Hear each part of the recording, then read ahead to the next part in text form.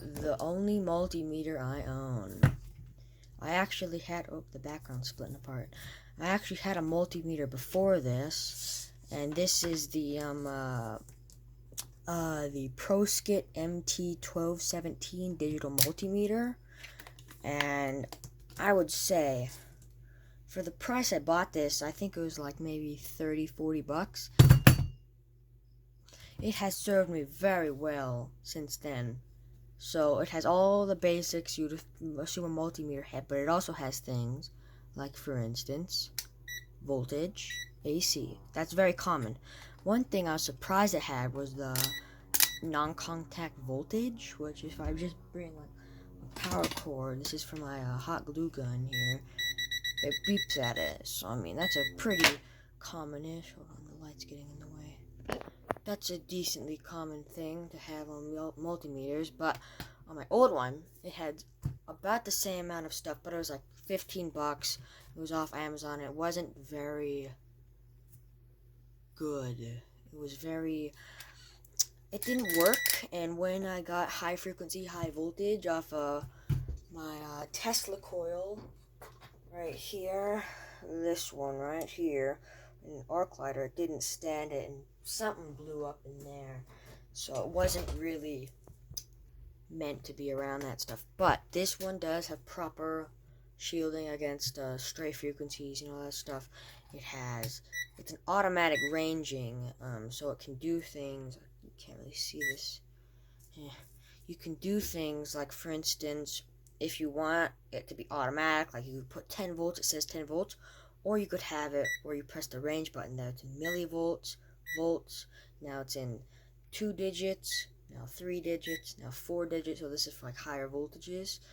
It has voltage DC, which I've used multiple times. This light actually you're seeing here is being powered off of my power supply since the batteries died. But I will try to make a rig of something for that. I would say this is a very, very nice multimeter for the cost. It's got things like resistance, and oh, the light's getting in the way again. It's got things like resistance and continuity, diode stuff, capacitors. One thing I did wish this multimeter had more of was I wish it had something for testing impedance and like inductance and stuff like that. It does come with a diode tester. You just slip that into the COM and negative voltage, and you can get a diode, or not a diode, a transistor, sorry. And I have some diodes right here, good diodes, I do say.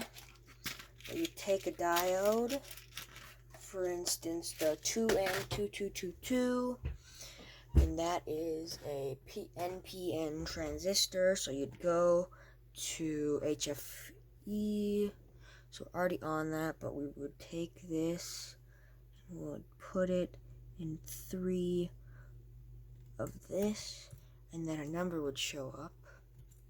Oh, a number shows up, and that is pretty much like the operating, the transistor's like speed. It just tests it, see if it's okay. If it said 0, it wouldn't be working, but this is a kind of a spotty connection. It's not as good as it could be, but I would rate this a very, very good multimeter for its price. I will leave a link in the description. I bought this off of Circuit Specialist. It's a very nice multimeter. One thing that I do not really like about this is these probes here. When you plug them in, sometimes you gotta like make sure that it clicks. Like if it's just like that, it won't do a good voltage measurement since it's not making a good connection. So you gotta pop it in, and these are kind of prone to falling out easily. Like if it just wiggles a little bit, it can pop out. But overall, good multimeter for its cost, and if you can, this is one pretty good spec'd up multimeter. It's got accurate ranges. It's got 3 volts, or not 3 volts, 3 digits in the voltage. It's very accurate, I've seen, and it's helped me debug many of my failed circuit attempts. like this. It was supposed to be a parametric speaker, but the driver blew up, so I'm still working on that. I'm gonna roll out a video on it someday.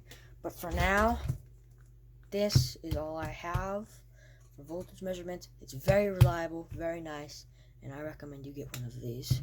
Thank you, and have a good day.